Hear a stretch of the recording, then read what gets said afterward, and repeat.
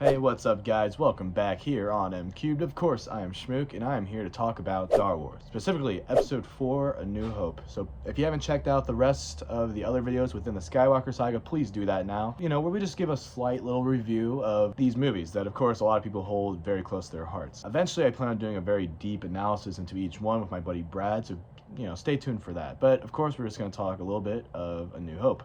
So A New Hope is the film that brought this universe to life. Of course, it was originally titled Star Wars back in 1977 when it first came out. But this was a movie that feels, I want to say nostalgic, but of course it is. But there's something very magical about it, how you're brought into this world without having seen anything like it before, and how it is like a one-off movie. It's just like there's a beginning, a middle, and an end. You get to meet these characters along the way. They each have a journey, specifically of the hero's journey. And you meet the heroes, specifically a trinity of heroes, with Han, Luke, and Leia, like, they are three of the most iconic characters of all time. And George Lucas was able to really bring them to life in this movie, in my opinion, specifically Han Solo. Because Luke, I think, really starts to become him towards the end of Empire. But I really love Han in this movie and his arc of becoming the hero, where he's just this rogue smuggler, right?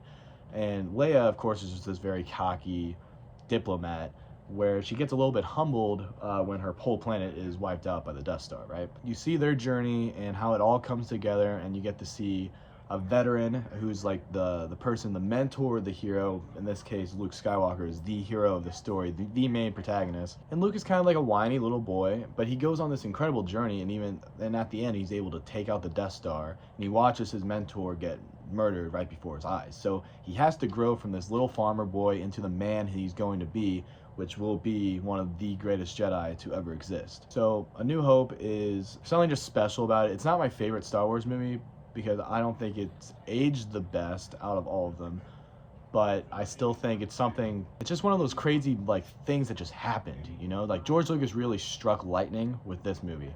I can't believe he was able to do it, which was able to spawn this huge saga under his reign, and then now this huge universe of stuff under Disney, where I still wish it was under Lucas, because I think it would have been nice just being this 9-movie series that's strictly his vision and that does not get tampered with, and that's Star Wars, But it is what it is. I mean, it's a huge universe, and obviously you can expand upon it, and I like stuff that Disney has done. Like, I really like the Mandoverse, which they are kind of making into a pseudo-sequel series because they're going to bring in Han, Luke, and Leia, when they've already brought in Luke. But it just shows how iconic those characters are to that world of Star Wars, because they've been tons of boys and girls like heroes for generations. I just think it's a magical thing what George is able to do, and what Disney keeps trying to make happen again. I think they did a decent job of doing such a thing.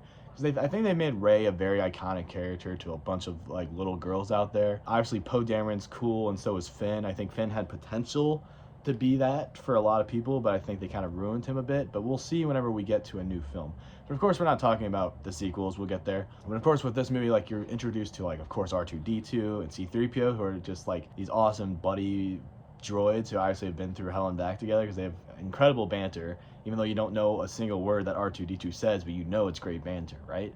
And I love, like, you get introduced to Jawas, Tusken Raiders, all these different species. This movie is what just draws you to this universe, or it completely takes you out of where we live now, and it's like George Lucas created this whole different plane of existence that we're able to watch unfold through this awesome 2-hour something minute movie. Of course, it spawned some of my favorite movies of all time, with Empire Strikes Back, Return of the Jedi, and Revenge of the Sith. Of course, also a bunch of video games too, like I love the Lego Star Wars games, and this is the movie that did everything. It started everything. It brings everything to life that we know and love through Star Wars. And George was able to do it back in 1977. And it's truly one of the most important movies of all time. Doesn't mean it's my favorite, but what it has done to Hollywood, and like in terms of like the big blockbuster, is monumental. Like, it's astronomical what George was able to do with this movie. And he didn't even necessarily try to. He just had his passion project that was this movie that he was able to just complete and finish and have it come out. So what George was able to do with this, just a passion project, he was able to turn into this amazing universe. And because again,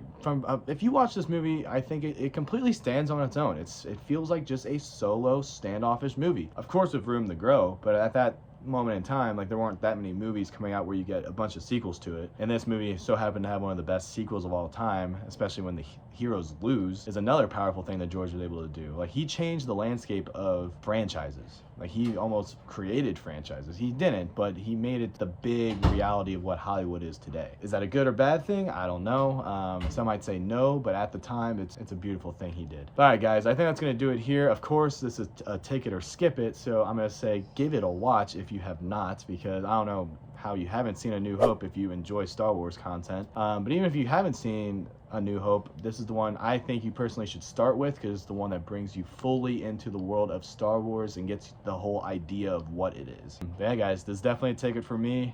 Make sure to like and subscribe and leave your comments down below. Forward to Empire Strikes Back and Return of the Jedi coming soon. And eventually we'll get to the sequel trilogy as well. And as well as me and Brad potentially, hopefully, starting, now that he's here, going deep into films we love and just fully exploring them. All right, guys, always good to talk to y'all. I'll talk to you very soon. Bye-bye.